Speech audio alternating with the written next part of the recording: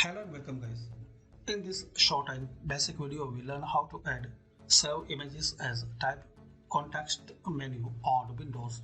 So guys, if you are using Windows 11 or Windows 10 you can add this option easily.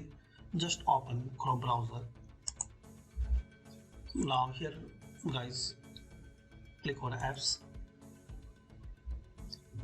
and you have to find out web store.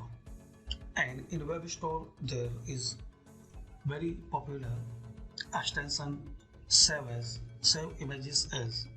So type here extension name save images as, type, then press enter. Now install this extension.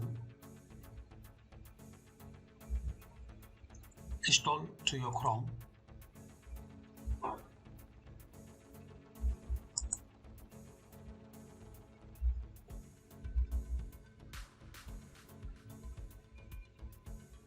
Now click this pin icon,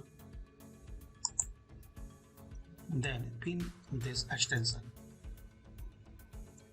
Now guys, try to download any image.